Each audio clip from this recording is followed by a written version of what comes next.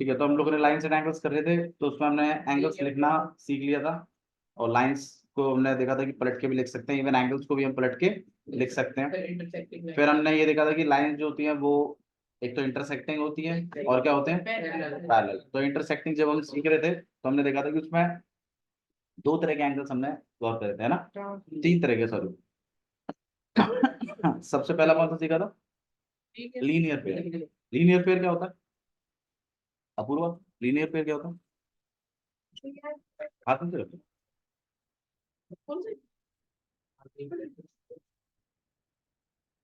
Opposite वाले को linear pair बता रही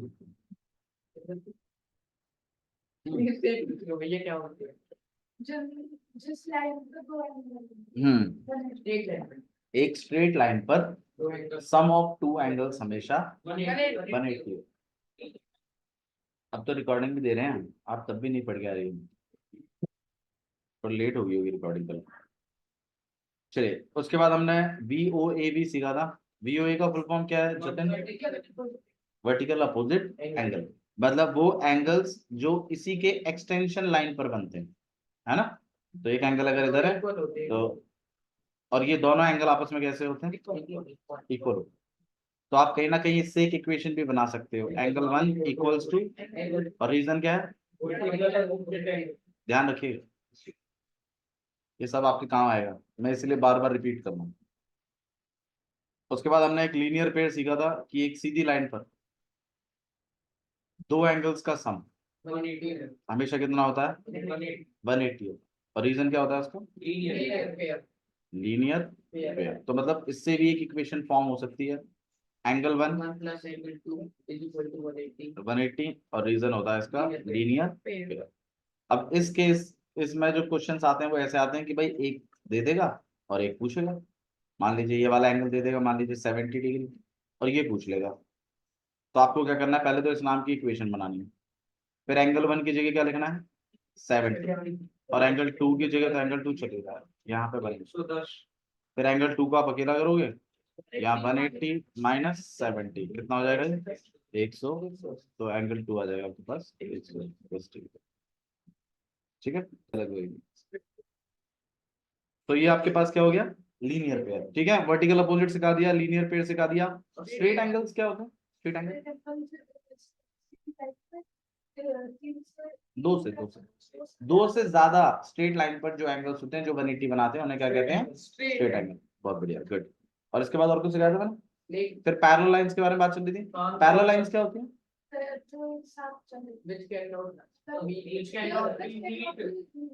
विच कैन नॉट मीट, जो आपस में कट नहीं करती, जो कट नहीं करती वो कहलाती हैं पैरेलल लाइन। जो कट करती हैं वो इंटरसेक्टिंग। अच्छा, पैरेलल लाइंस को कट करने वाली लाइन क्या कहलाती है, बहुत बढ़िया। तो जब कभी भी हमने, फिर मैंने इस पर डिस्कशन किया था कि भाई दो पैरेलल लाइंस हैं, हाँ जी, और एक ट्रांसवर्सल ने इसको कट किया है, तो टोटल कितने एंगल्स बनेंगे, 8 एंगल्स बनेंगे, है ना। तो यहाँ पे एंगल 1, ये एंगल 2,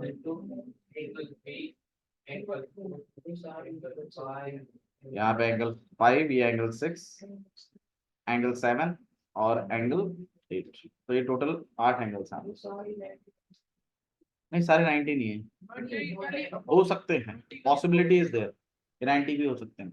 लेकिन फिर मैंने आपसे बताया था, अच्छा एक चीज और पूछनी थी मुझे, ये जो VOA है, वर्टिकल अपोजिट एंगल, क्या इसके लिए लाइनों का मतलब लाइनों का पैरेलल होना जरूरी है, ये तो इंटरसेक्टिंग वाले केस है ना, जब लाइनें कट करती हैं आपस में तो वर्टिकल अपोजिट बनता है।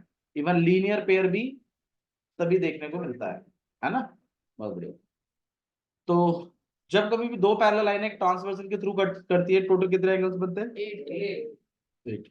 अच्छा, इसमें वर्टिकल अपोजिट एंगल कौन कौन से,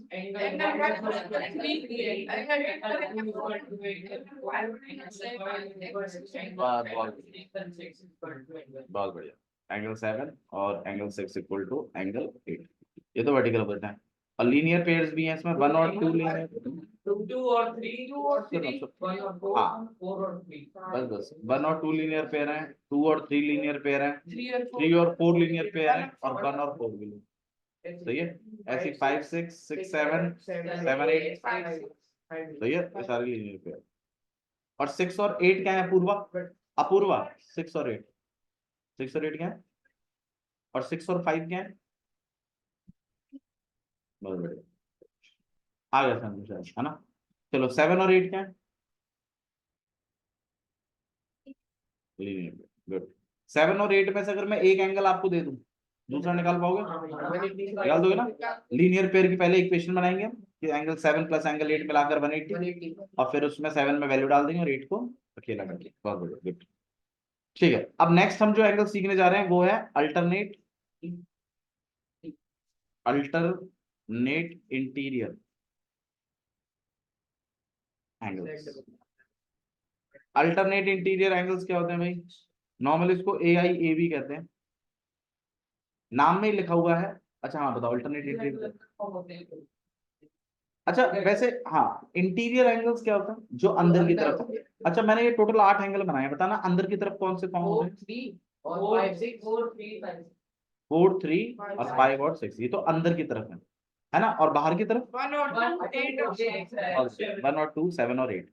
अब ये क्वेश्चन ये कह रहा है अल्टरनेट इंटीरियर एंगल, 4 और 6 अल्टरनेट होने चाहिए, अल्टरनेट होने चाहिए मतलब एक लेफ्ट का एक राइट और एक राइट, अल्टरनेट तो वो होता है, अल्टरनेट का मतलब होता है उल्टे, तो एक लेफ्ट का है तो दूसरा राइट का पिक करना है आप, और इंटीरियर होने चाहिए, अंदर के होने चाहिए, और एंगल होने चाहिए, और ध्यान रखिएगा सेम पॉइंट पे नहीं होने चाहिए, ये भी है। तो जैसे मान लीजिए पहले तो इंटीरियर एंगल देख लेते हैं, तो इंटीरियर एंगल ये और ये है। अब अल्टरनेट कौन कौन से हैं, 4 और 6 है, और 5 और 3 है, सही है। तो अल्टरनेट इंटीरियर एंगल्स में जाएंगे, एंगल 6, एंगल 4 और एंगल 3 और एंगल 5। अल्टरनेट इंटीरियर एंगल्स की खासियत है कि ये इक्वल होते हैं। अच्छा लीनियर पेयर भी इक्वल होते हैं क्या, फिर लीनियर पेयर का सम कितना होता है, 180 अच्छा वर्टिकल अपोजिट का sum, vertical vertical opposite angle equal, तो ध्यान रखिएगा किनका तो सम 180 है और कौन से इक्वल, लीनियर पेयर तो होते हैं 180, इनका सम 180 होगा, और वर्टिकल अपोजिट क्या होते हैं, अल्टरनेट इंटीरियर क्या होते हैं, इक्वल। अल्टरनेट इंटीरियर एंगल्स होते कौन कौन से वाले हैं, जो अंदर हो और एक लेफ्ट का हो और एक राइट।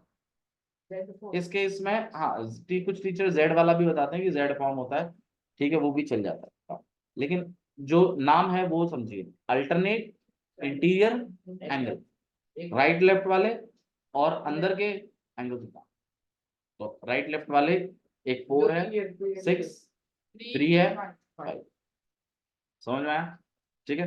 अच्छा अल्टरनेट एक्सटीरियर भी होते हैं, ठीक है, बट वो आपके लेवल पे है नहीं, तो अल्टरनेट इंटीरियर पे बात कर रहे हैं हम, लेकिन सिखा देते हैं अल्टरनेट एक्सटीरियर एंगल्स कौन कौन से होते हैं, अल्टरनेट एक्सटीरियर एंगल। अब आप बताइए अल्टरनेट एक्सटीरियर एंगल कौन से होंगे, नाम में लिखा हुआ है, पहली बात एक तो लेफ्ट का होना चाहिए और एक राइट, और बाहर के होने चाहिए, तो अब आप खुद सोचिए, एंगल 1 और एंगल 7 एंगल 2 एंगल 7 और एंगल 8, ये बाहर के एंगल्स हैं। अब इनमें ही होंगे वो एंगल्स, 1 के साथ कौन जाएगा, एंगल 7 एंगल 7, 2 नहीं जा सकता क्योंकि वो सेम पॉइंट पे अटैच है उसके साथ, ठीक है, तो 1 और 7 जाएगा और 2 और 8 आगे होगा, ठीक है। तो ध्यान रखिएगा 1 के साथ 7 है और 2 के साथ 8, और नाम क्या है इनका, तो ध्यान रखिएगा अल्टरनेट को थोड़ा समझिए, राइट लेफ्ट, एक्सटीरियर वो खुद ही बताएगा, बाहर के एंगल पिक करने हैं कि अंदर के, ठीक है, और ये भी क्या होते हैं आपस में इक्वल होते हैं, क्या होते हैं ये इक्वल, ठीक है। अच्छा जी, तो अल्टरनेट इंटीरियर सीख लिया आपने, अल्टरनेट एक्सटीरियर सीख लिया, चलिए फटाफट दोबारा भागते हैं, तो इस तरीके से आपके पास लाइन होगी और इस तरीके से होगा, करेंगे इसको, तो एंगल 1 एंगल 2 एंगल 3 एंगल 4, यहाँ एंगल 5, ये एंगल 6, अल्टरनेट इंटीरियर डन है। अल्टरनेट एक्सटीरियर डन है। को इंटीरियर और देख लेते हैं। को इंटीरियर, को इंटीरियर एंगल्स क्या होते हैं? को का मतलब होता है सेम साइड, मतलब या तो दोनों लेफ्ट के ही होंगे और या तो दोनों राइट, वो होता है को। को मतलब होता है सेम साइड। अल्टरनेट क्या होता है? डिफरेंट साइड्स, एक लेफ्ट का एक राइट। को का मतलब होता है सेम साइड। ठीक है, इंटीरियर अंदर वाले और एंगल तो ही। अच्छा, क्या ये इक्वल होते हैं? नहीं, इनका सम 180 होता है। अब आप बताइए सेम साइड के अंदर वाले, तो 3 के साथ 6 जाएगा। सेम साइड के ये ना, राइट साइड में ये दोनों देखो, और इस तरफ देखें तो दोनों लेफ्ट में ही है। तो angle 3 plus angle 6 equal to 180, और वजह क्या होगी? को इंटीरियर। अब इसमें जो क्वेश्चन आएगा आपको ऐसा आएगा, एंगल 3 दे देगा, एंगल 6 पूछेगा, तो आपको 3 और 6 के बीच में रिलेशन की बात करनी है, एक इक्वेशन। तो 3 और 6 के बीच में जो इक्वेशन बन रही है वो को इंटीरियर की इक्वेशन है। तो angle 3 plus angle 6 equal to 180, वजह आपको इंटीरियर दो गई, और फिर 3 या 6 में से एक को अकेला करें। इसी तरीके से एंगल 4 प्लस एंगल 5 मिलाकर रीजन को इंटीरियर। ठीक है, अगर को इंटीरियर होता है तो को एक्सटीरियर भी होगा। ठीक है, बट एनसीईआरटी क्या कवर कर रही है उसके बारे में बात कर लेते हैं। एनसीईआरटी कहती है इसके बारे में बात मत करिए, इसके बारे में बात करिए बस, अल्टरनेट इंटीरियर एंगल। और हाँ, आरटी में एक्सटीरियर भी है, और को इंटीरियर के बारे में बात करिए बस। वो अल्टरनेट एक्सटीरियर या को एक्सटीरियर के बारे में बात नहीं करते हैं, बट आपको पता होना चाहिए को एक्सटीरियर भी होगा। अच्छा, वैसे को एक्सटीरियर की अगर मैं बात करूं तो कौन कौन से एंगल होंगे? 1 के साथ कौन जाएगा? 8। और 2 के साथ कौन जाएगा? इनका प्लस भी कितना होगा? 180। उनका सम 180 हो भी सकते हैं। 1990 क्या बोलो? तो ऐसा मत बोलो कि हो नहीं सकते, चांसेस बन जाते हैं, बट हाँ हमेशा होंगे ऐसा भी कोई जरूरी नहीं है। 90 होंगे तो अगर एंगल 6 और 3 99 के होंगे तो एंगल 4 भी 90, सारे 90 होंगे। फिक्स आएगा ऐसा। आ सकता है कि नहीं आ सकता, बस ये बताओ। आ सकता है। ठीक है, तो को इंटीरियर एंगल समझ में आ गया होगा आपको। को इंटीरियर का मतलब क्या होता है? अंदर के सेम साइड। आपको ऐसे याद, अल्टरनेट इंटीरियर क्या होता है? अंदर के अपोजिट साइड वाले, एक लेफ्ट का एक राइट। ठीक है, चलिए नेक्स्ट हम लोग देख रहे हैं इसमें करस्पॉन्डिंग एंगल, इस पर बात कर लेते हैं।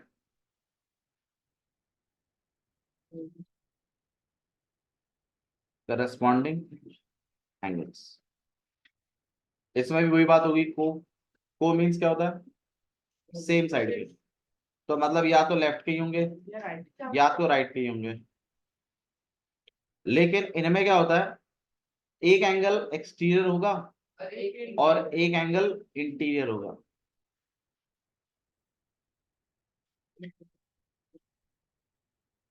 फाइव, 6, 7।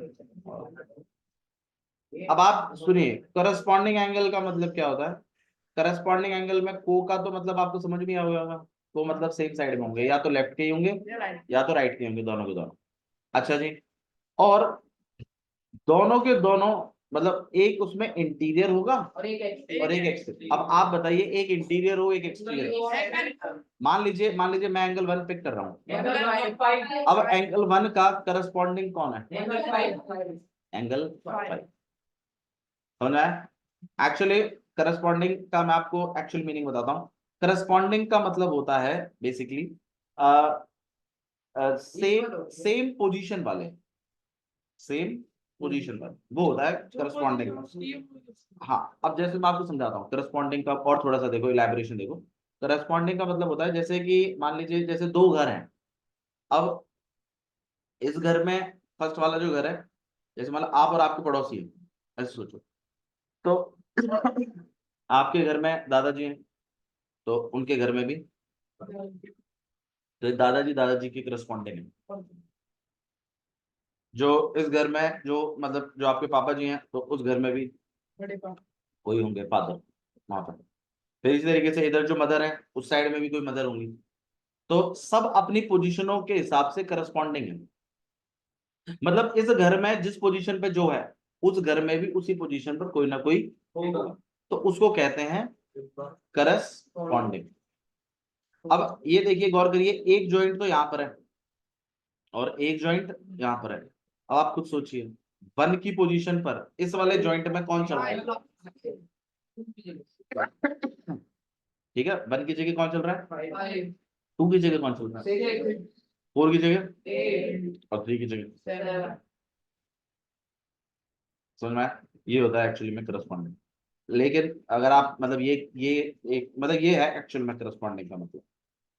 करस्पॉन्डिंग का मतलब होता है उस वाले जॉइंट पर जो भी एंगल चल रहा है वो इधर इस वाले जॉइंट पर उसकी जगह कौन सा एंगल चल रहा है। क्या वन की जगह है, इसमें जो वन है क्या इसकी जगह सिक्स चल रहा है क्या? नहीं, वन की जगह कौन चल रहा है? ये होता है करस्पॉन्डिंग। ठीक है, बट बच्चों को कैसे तरीके से कराते हैं फिर उसमें वो बात करते हैं कि करस्पॉन्डिंग में पहले तो को का मतलब क्या हो गया? एक साइड सेम साइड में। और रेस्पॉन्डिंग का तो वैसे कोई खास कोई मतलब है नहीं, बट एक्चुअल मीनिंग यही है। ठीक है, लेकिन एक अंदर का देखना है और एक बाहर का देखना है।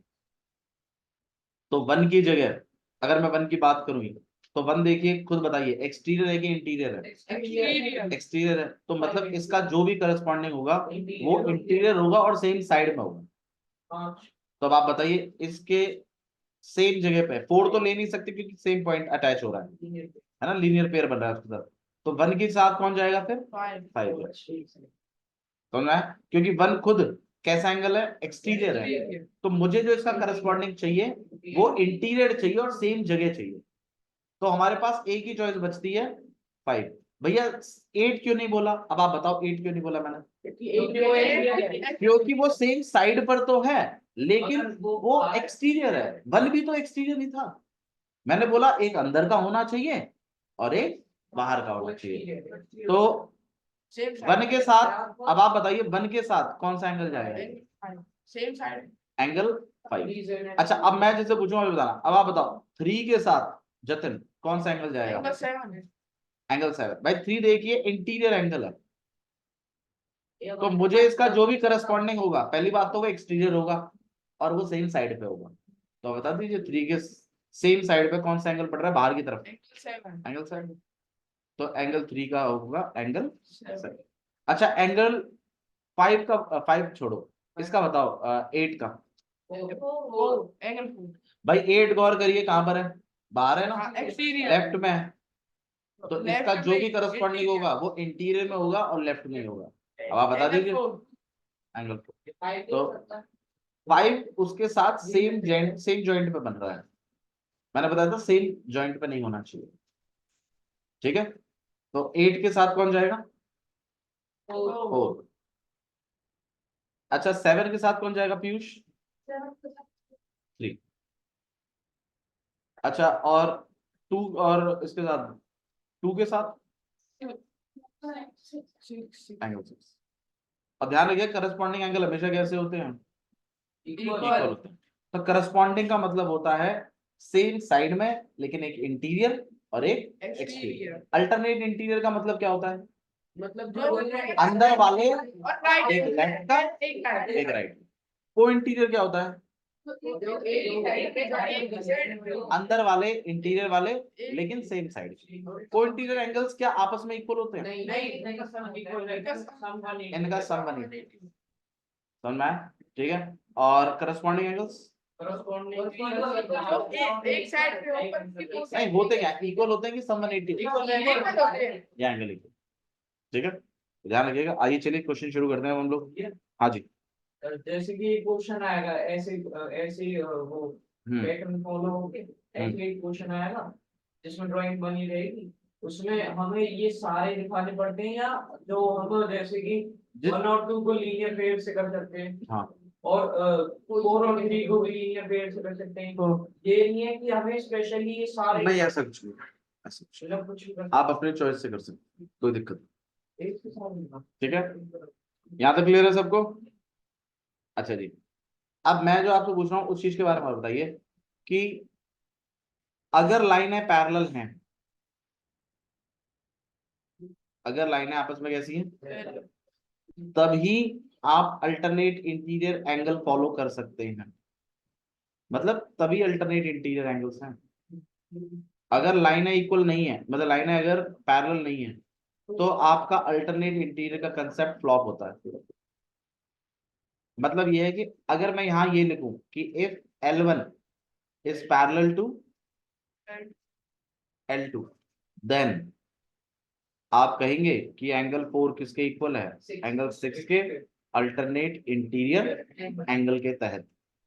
मतलब आपका अल्टरनेट इंटीरियर, करस्पॉन्डिंग या को इंटीरियर, ये सारे के सारे किस बात पे डिपेंड करते हैं कि लाइनें कैसी होनी चाहिए। अगर लाइनें पैरेलल नहीं है तो ना तो अल्टरनेट इंटीरियर लग सकता है, ना करस्पॉन्डिंग, ना को इंटीरियर। लेकिन वर्टिकल अपोजिट लग सकता है कि नहीं लग सकता? वर्टिकल अपोजिट के लिए लाइनों का पैरेलल होना जरूरी नहीं है, ना लीनियर पेयर के लिए लाइनों का पैरेलल होना जरूरी है। करस्पॉन्डिंग के लिए बताया तो मैंने, करस्पॉन्डिंग के लिए लगता है लाइनों का पैरेलल होना जरूरी है।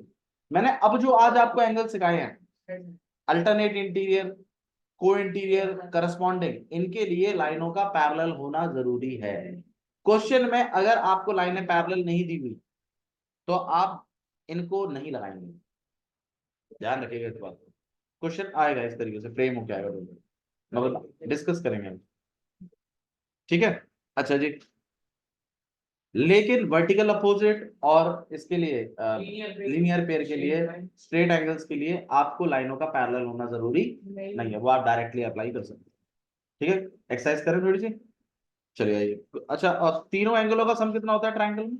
बिल्कुल, angle A plus angle B और plus angle C, angle A plus angle B plus angle C मिलाकर 180, और रीजन है इसका एंगल सम प्रॉपर्टी। इसमें ऐसा क्वेश्चन हो सकता है कि भाई ये एंगल मान लीजिए आपको 60 दे दे, ये मान लीजिए 80 दे दे, और ये वाला पूछ ले, तो इस वाले में कौन सी इक्वेशन का यूज होगा? एंगल सम प्रॉपर्टी की इक्वेशन बनानी है। कब बनाते हैं एंगल सम प्रॉपर्टी की इक्वेशन? जब एक ट्राइंगल में दो एंगल दिए हो और तीसरा पूछ, तब आप जब प्रॉपर्टी यूज करेंगे उस टाइम पर जो इक्वेशन सेटअप होगी ये वाली, ये एंगल सम प्रॉपर्टी के तहत होती है। एंगल ए की जगह 60, बी की जगह 80, एंगल सी की जगह तो हमें निकालना ही है, यहाँ पे हो जाएगा 180, 80 प्लस 60 140, और एंगल सी को आप अकेला कर दोगे, यहाँ हो जाएगा आपके पास, हाँ 180 माइनस 140, और आंसर आ जाएगा। तो एंगल सी कितना हो गया आपके पास? 40। ऐसा होगा, ठीक है। तो लगभग ये कुछ प्रॉपर्टीज हैं जो हमारे पास यूज होंगी। एक लास्ट प्रॉपर्टी और है, इसको और देख लेते हैं, एक्सटीरियर एंगल प्रॉपर्टी, इसको डिस्कशन कर देते हैं। उसके बाद आपका चैप्टर नंबर 6 का बेसिक इंट्रो खत्म हो जाएगा, फिर आपके सिर्फ क्वेश्चन रह जाएंगे, हम एक्सरसाइज निपटाएंगे उसमें।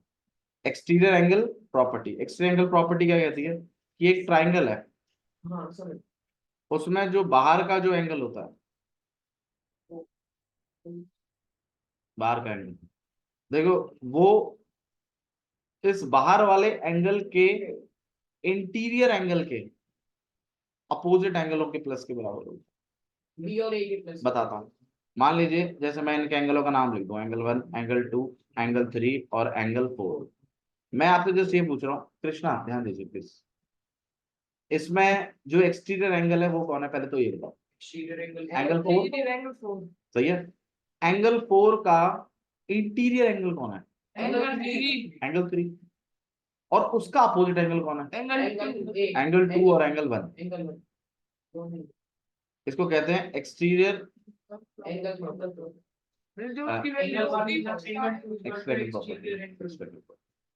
Exterior property. क्या कहती है वो सुनिए, एंगल 1 कि एंगल मतलब sum of two angles, sum of opposite, an exterior angle is equal to sum of interior. चलिए an exterior angle, an exterior angle is equal to equal to sum of sum of opposite angles. sum of interior Opposite angles. sum of interior opposite angles, ये है।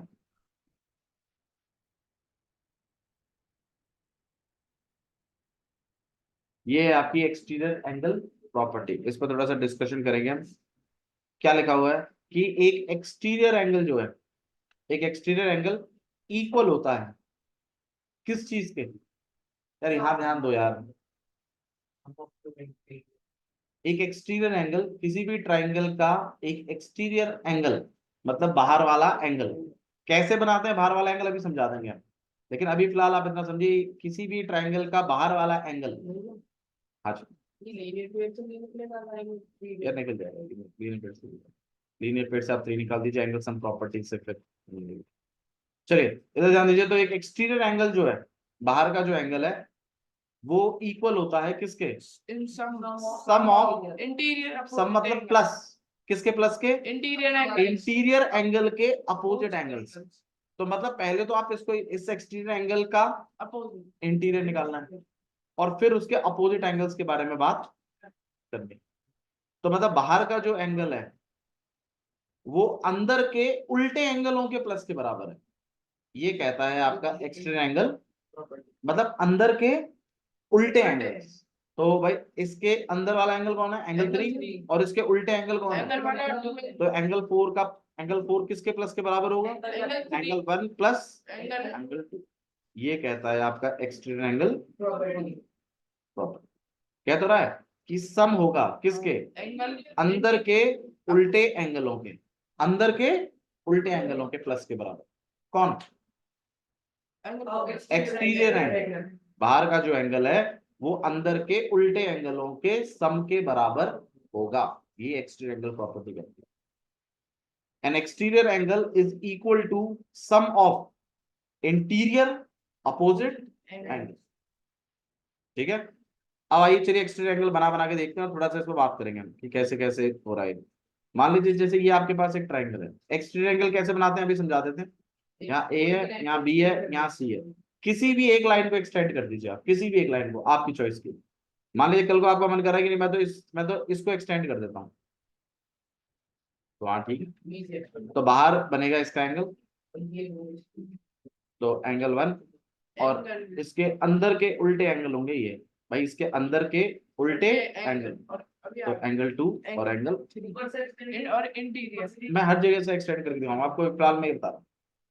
तो angle 1 किसके plus होगा? Angle 2 और angle 3 और reason क्या होगा?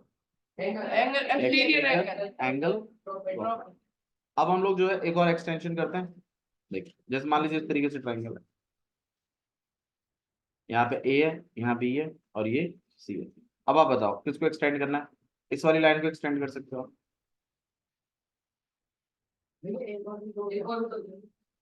कहाँ पे? इधर इस तरफ हो तो जाएगी, पर एट अ टाइम आप ये करिए तो कंफ्यूजन ना हो। बिल्कुल हो गया। तो ये वाला जो एंगल है आपके पास, ये किस एंगल के प्लस के बराबर होगा? एंगल बी और एंगल सी। सही है, अंदर के उल्टे एंगल। तो कहीं पर भी एक्सटेंशन हो रही हो इस बात को ध्यान रखिएगा। अब इस पर क्वेश्चन कैसे आएगा वो सुनिए। क्वेश्चन इस पर ऐसा आएगा कि आपको एक ट्राइंगल दे देगा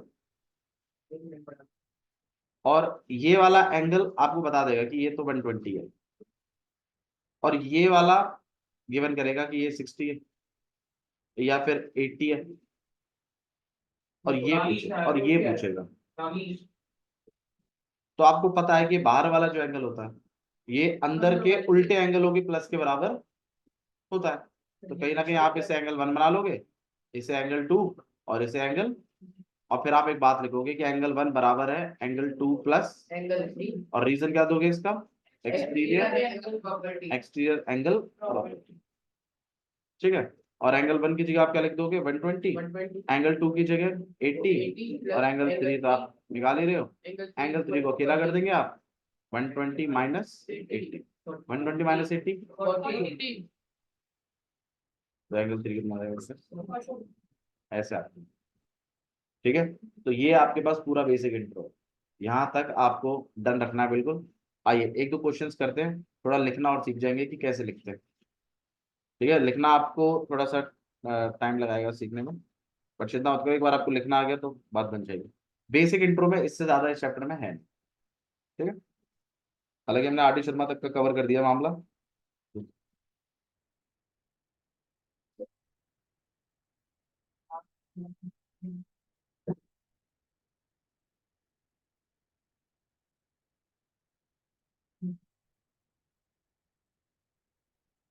लाइन्स एंड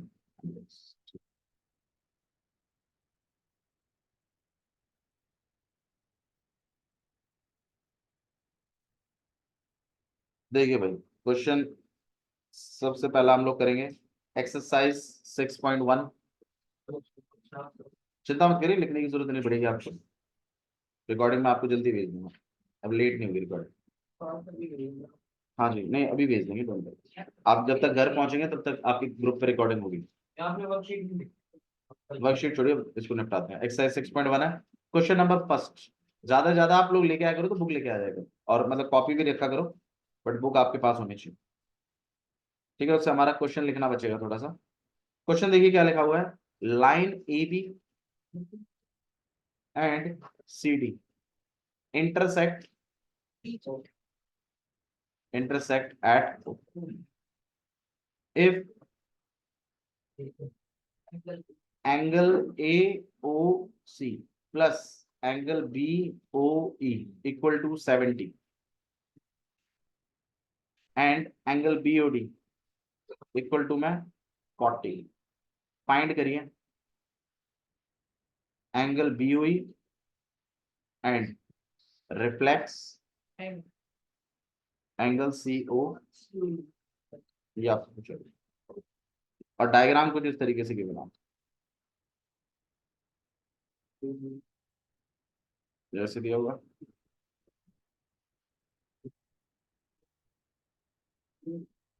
और तो यहाँ A है, ये B है, ये आपके पास C हो गया, यहाँ पे ये D है, एंड दिस गोना बी, और ये बीचों बीच में हो दिया। आइए थोड़ा क्वेश्चन को समझ लेते हैं और कैसे कैसे लिखना है इन चीजों पे बात करते हैं। मैंने रिफ्लेक्स आपको बताया था, रिफ्लेक्स एंगल क्या होता है पीयूष? बहुत बढ़िया, जो एंगल 180 से ज्यादा है 360 से कम है, उसको हमने देखा भी था कि सेम एंगल का नाम जा रहा था, तो ऑब्वियस सी बात है जो बड़ा वाला होता था उसको हम रिफ्लेक्स के नाम से बुलाते थे, और छोटा वाला होता था उसको है ना, इस तरीके से आपके पास एक एंगल बनता था, याद करो। फिर मैं आपसे कहता था इस वाले एंगल का नाम लेना है, मान लीजिए जैसे यहाँ ए है, यहाँ ओ है, यहाँ पर बी है, मैं आपसे बोलूँ इस वाले एंगल का नाम लेना है, तो क्या लोगे नाम? अच्छा डायग्राम में देख रहा हूँ, हाँ इसका नाम क्या लेंगे आप? तो इसको आप बुलाएंगे रिफ्लेक्स एंगल AOD, क्योंकि ये 180 से ज्यादा है। अच्छा इस वाले एंगल का नाम क्या होगा? नहीं, इस वाले का नाम होगा एंगल AO, इसका नीचे वाले का नाम होगा रिफ्लेक्स AOD, उसका सिंपल AOD बताया था, बतवाना है ना, दिक्कत आ रही थी तो हमने बोला था कि इसका AOB नाम रखेंगे, और जो बड़ा वाला जो 180 से ज्यादा है और 360 से कम है उसको रिफ्लेक्स बुलाएंगे। तो क्वेश्चन देखिए आपके पास क्या क्या पूछा है, और इन क्वेश्चन इन एंगल्स को हम थोड़ा हाईलाइट भी करेंगे। तो देखिए क्वेश्चन में क्या लिखा हुआ है, लाइन AB और CD इंटरसेक्ट कर रही हैं ऊपर, तो ठीक है भाई, एक AB लाइन है एक CD लाइन है, दोनों लाइनें कहाँ इंटरसेक्ट कर रही हैं? ऊपर, ठीक है, जैसा बोल रहा है क्वेश्चन। आगे देखिए क्या लिखा है, if angle AOC plus angle BOE मिलाकर 70 है, अगर AOC मतलब ये वाला एंगल और BOE ये वाला एंगल, इन दोनों को मिलाकर अगर 70 है, क्वेश्चन में लिखा हुआ है, और BOD 40 है, तो भाई BOD और निकाल देते हैं। BOD कौन सा वाला एंगल है भाई? BOD आपके पास ये वाला, मतलब जो जो क्वेश्चन में लिखा होता है ना, मैंने बताया तो था, वो आपके डायग्राम में बना होना चाहिए। ठीक है, तो ये वाला एंगल प्लस ये वाला एंगल मिलाकर कितना है? 70। ये वाला एंगल कितना है? मुझे आप एक बताओ, ये एंगल अगर 40 है तो AOC ये वाला एंगल कितना होगा?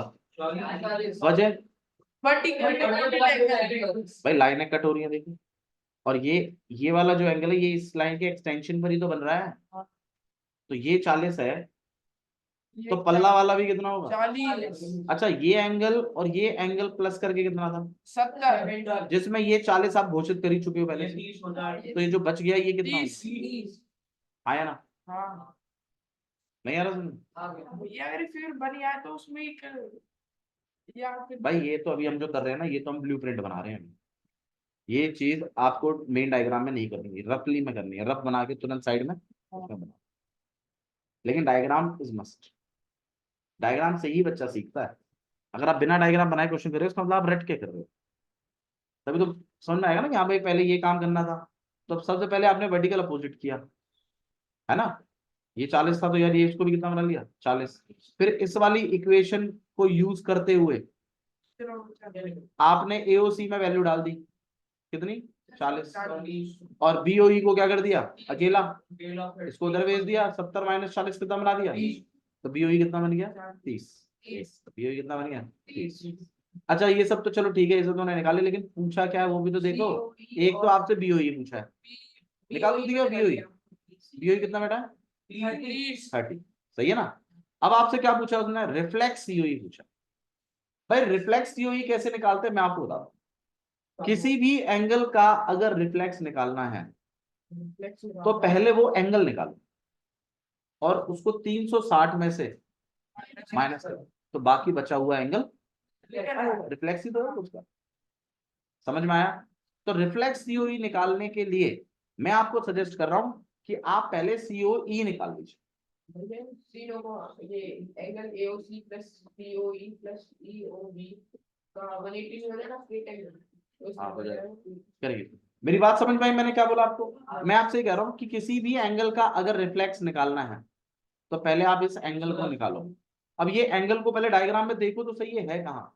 COE, इसलिए मैंने कहा था एंगल्स प्रॉपर बनाने आने चाहिए। अब मान लीजिए जिस बच्चे को एंगल बनाने नहीं आते, ये लगा लो उसकी तो लंका लुट चुकी है। जिस बच्चे को एंगल बनाने नहीं आते उसका तो होलिया बट्टा धार इसमें, इस चैप्टर में। अभी भी लेक्चर्स आपके पास पड़े हैं, बेशक सारे देख लीजिएगा। कितने लेक्चर डाले ना लास्ट के? 3-4 चौथा है शायद, चौथा जाएगा ना कल? हाँ, तो मतलब वो सारे लेक्चर्स कवर करते हुए आप बनाइए। मान लो ये चैप्टर स्ट्रॉन्ग चाहिए मुझे, अगर ये चैप्टर वीक है तो अगला चैप्टर इससे भी वीक होगा। आप लोग का ध्यान रखिएगा, फिर बोलना नहीं रवि भैया ने बताया नहीं था। तो इधर देखो COE एंगल कौन सा है? ये वाला। अब आप मुझे खुद बताइए यार, ये एक सीधी लाइन है कि नहीं है? सीधी लाइन ही तो है। और इन तीनों एंगलों का प्लस, जिसमें दो एंगल तुम्हें पता है, क्या तुम इसको नहीं निकाल सकते? मैंने बताया तो था स्ट्रेट एंगल ऐसे यूज होता है, एक सीधी लाइन आएगी उसमें 3 एंगल देगा, 2 दे देगा, एक पूछेगा। अब वही तो हो रहा है। अब ये 40 है, यहाँ 30 है, 70 टोटल मिलाकर कितना है? अब 180 में से अगर 70 हटाओ तो ये वाला एंगल कितना है? 110 अब क्या तुम इसका रिफ्लेक्स खोज सकते हो? 360 कैसे खोजोगे? 360 360 में से COE को क्या करवाना है? माइनस। भाई COE कितना है? 110 360 में से 110, 250। आया समझ में? लिखेंगे कि ये सारे के सारे स्टेप्स हम करेंगे। तो सबसे पहले आपने वर्टिकल अपोजिट करवाया, उसको 40 था, ऊपर भी 40 बनवा दिया। फिर वो 40 प्लस वो वाला एंगल इक्वल टू 70, उससे यूज करते हुए 30 बनवाया। अभी मैं लिख के दिखाऊंगा आपको सारा, ये बात जो मैं कह रहा हूँ वो चीज आपके दिमाग में है या नहीं, पहले ये बताओ। है। अब मैं आपको बताता हूँ लिखना कैसे। लिखना ऐसे है कि सबसे पहले तो आप क्या बनाएंगे इसमें? डायग्राम। और डायग्राम में जो जो चीजें गिवन है वो आपके डायग्राम में दिखनी चाहिए। अगर कहीं 40 एंगल है तो वो 40 लिखना चाहिए आपको बस। ठीक है, अब हम लिखना शुरू करेंगे गिवन। मतलब गिवन के लिए मेरे को क्वेश्चन ना पढ़ना पड़े, मैं जस्ट आपके डायग्राम को देख देख के ही गिवन लिख दूं। तो गिवन में उन बातों को लिखते हैं जो आपको क्वेश्चन में दी हुई हैं और जो इंपॉर्टेंट है। बहुत बच्चे सोचते हैं कि सिर्फ क्वेश्चन को देख देख के ही पूरा गिवन लिख देते हैं, ये बहुत ही बड़ी गलती है उनकी। आपके ख्याल से जो चीज इंपॉर्टेंट है उसको गिवन में लिख। फॉर एग्जाम्पल जैसे मैं आपको बताऊं, मान लीजिए आप यहाँ पढ़ रहे हो और यहाँ से पढ़ने के बाद जब आप घर जाते हो तो सारी की सारी बातें आप घर पे जाके नहीं बताते हो। मतलब ऐसा नहीं कि भैया भैया आज ना जतिन जो है वो साइड में बैठा था रवि भैया के, चलो ये बात तो इंपॉर्टेंट है बता सकते हो, लेकिन ना जतिन ने ना 2 बार ना फैन देखा, जतिन ने फिर एक बार ना पानी पिया, फिर ना कृष्णा पानी भर के लेके आया, वो फिर पीयूष ने पिया, फिर वो दुष्यंत ने पिया, फिर वो देवन ने पिया। ऐसी सारी बातें नहीं बताते होगे। लेकिन अगर मान लो कुछ इंटरेस्टिंग हुआ, जैसे मान लो मैं पढ़ा रहा हूँ और ये जतिन गिर गया चेयर से टूट के, चेयर टूट गया गिर गया, हाँ ये बात बताओ, ये इंपॉर्टेंट है, महत्वपूर्ण है, ठीक है। या फिर मान लो कि भाई ऐसा हुआ और मान लो एसी में से आवाज आने लगी, अरे आज मम्मी हम गए एसी में धुआं निकल गया, तो मतलब ऐसी कुछ बात। तो जो इंपॉर्टेंट पार्ट है आप वही बताते होगे। तो आपके पास पूरा क्वेश्चन है, आपको गिवन में पूरा क्वेश्चन उठा के नहीं लिखना है, जो इंपॉर्टेंट पार्ट है ना उसको लिखना है। अब क्या इसमें ये बात इंपॉर्टेंट है क्या कि यार ए बी और सी डी लाइनें ओ पे कट रही हैं, ये बात जरूरी है क्या? पर ये गिवन में तो है, मतलब क्वेश्चन में तो है। अब जिन बच्चों को नहीं पता ना ये बात, वो इस लाइन को भी गिवन में लिख देता, तो अब आपको नहीं लिखना, जो चीज इंपॉर्टेंट पार्ट है वही लिख। तो इंपॉर्टेंट पार्ट एक तो मेरे ख्याल से ये इक्वेशन है, इसका यूज भी आप करोगे, और एक बीओडी की वैल्यू भी तो इंपॉर्टेंट है, ठीक है। तो ये 2 बातें मेरे ख्याल से इंपॉर्टेंट है, तो गिवन में इन्हीं बातों को लिखा जाएगा, सारी बातें नहीं लिखती, ठीक है। तो सबसे पहला गिवन है आपको कि angle A O C plus angle B O E equal to में 70। भैया अगर हम सारी बात लिख दें तो गलत हो जाएगा क्या? देखो गलत नहीं होगा, लेकिन आपका नौसिखियापन दिखाई देगा, आपकी बेवकूफी दिखाई देगी, ए बस बस उसको इतना भी नहीं पता कि सारी बातें नहीं लिखते हैं। जो इंपॉर्टेंट पार्ट है वही लिखना। दूसरा इंपॉर्टेंट पार्ट क्या था यहाँ पर कि बी और डी की वैल्यू कितनी है? 40।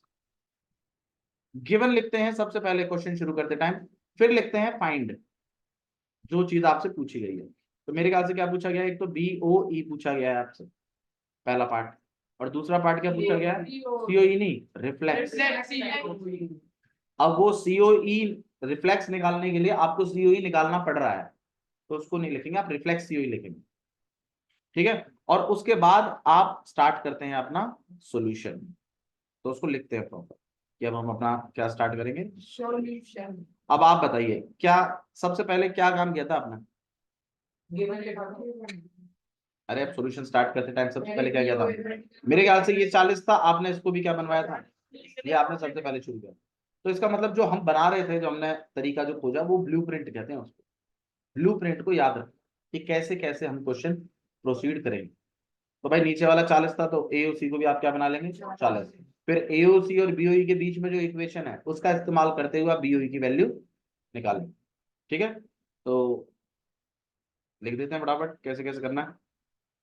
तो यहां पर हम लिखेंगे कि एंगल कौन सा, angle A O C equal है एंगल बी ओ डी के, वजह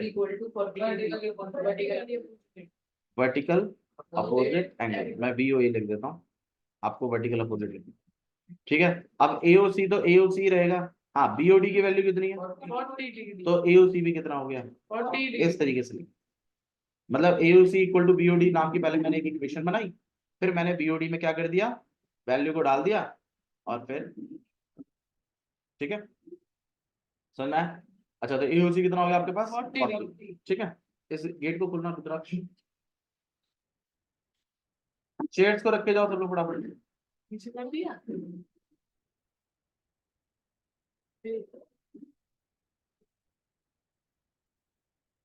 ठीक है। तो एओसी कितना हो गया आपके पास 40, क्लियर है यहाँ तक समझ में आया? अच्छा फिर क्या करा हमने, इसके बाद बताओ क्या चीज करी थी हमने, कि हमने 40 बना लिया, अब क्या करना है इसके बाद, उसको जो बची थी जो भी इसकी और इसकी जो इक्वेशन का इस्तेमाल किया था और इसको निकाला था, है ना। तो भाई इसकी इक्वेशन क्या थी, A O C plus angle B O D equals to 170। ये बात कहाँ से उठाई आपने, ये बात कहाँ लिखी हुई है, गिवन में है ना, ये बात क्वेश्चन में तो दी हुई थी, तो आप इसको लिखोगे जो आपके प्रॉपर्टी से आ रही है वो प्रॉपर्टी मेंशन करोगे, अगर वो चीज गिवन में है मतलब Given। क्वेश्चन में है तो उसको आप गिवन लिखेंगे, क्योंकि और वो चीज आपके गिवन में होनी भी चाहिए, होनी चाहिए। ऐसे नहीं कि गिवन में तो लिखी नहीं, आप ऐसे गिवन लिख रहे हो। अब क्या करना है बताओ, इसमें एओसी की वैल्यू को डाल देना है, तो इसमें 40 हो जाएगा।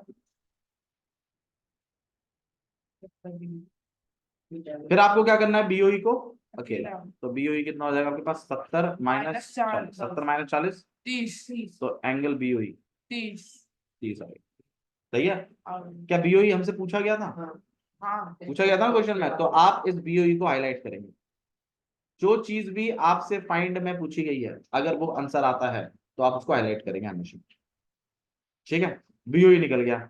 अब इसके बाद हमें क्या फाइंड आउट करना था, सीओई का रिफ्लेक्स। अब सीओई का रिफ्लेक्स निकालने के लिए आप क्या करेंगे, पहले सीओई निकालेंगे कि नहीं निकालेंगे। निकालेंगे। अब सीओई कैसे निकाले थे आपने, ये बताओ। इक्वेशन बना के ये एंगल प्लस ये एंगल प्लस ये एंगल 180 डिग्री वजह straight angle straight angle. Linear pair कहाँ लगता है, जब दो एंगल अभी दो तो नहीं है मेरे ख्याल से, 3 है। तीन है तो भाई आपको स्ट्रेट एंगल लगना है। तो आप प्रॉपर्टी अब इसमें लिखेंगे एओसी, एंगल एओसी प्लस कौन कौन से एंगल थे भाई, सीओई और बीओई, तो angle COE plus angle BOE मिलाकर 180 डिग्री वजह वो स्ट्रेट एंगल स्ट्रेट एंगल। इसलिए मैं आपको कह रहा हूँ कि प्रॉपर्टीज याद रखिए, काम आएंगे। अब एओसी की वैल्यू है मेरे पास कितनी है, ये एओसी कितना था भाई 40, तो ये तो हो जाएगा 40। सीओई तो मुझे निकालना ही है, बीओई मुझे पता है 30, और यहाँ हो जाएगा 180, और यहाँ हो जाएगा सीओई को मैं अकेला कर रहा हूँ, और मैंने 80 वैसे मैंने 40 भी माइनस करा दिया और मैंने 30 भी माइनस करा दिया, और ये बनेगा 110। सीओई निकल आया। क्या ये मेरा आंसर है, नहीं। क्या मुझसे क्या पूछा, रिफ्लेक्स रिफ्लेक्स, तो रिफ्लेक्स सीओई निकालने के लिए, बिल्कुल रिफ्लेक्स एंगल सीओई निकालने के लिए 360 में से 110 माइनस करना पड़ता है सीओई को। अब सीओई की वैल्यू मेरे पास है, ये इसकी प्रॉपर्टी क्या लिखी इसी कोई प्रॉपर्टी नहीं, तो सिंपल लॉजिक है आपके पास। बाकी बचा हुआ पार्ट निकाल लेंगे, 360 में से आपको क्या करवाएंगे माइनस। हाँ जी, 360 में से 180 हटाया तो ये आपके पास है, ऐसा कुछ आपको, ठीक है। बाकी हम क्वेश्चंस कल करेंगे, ठीक है।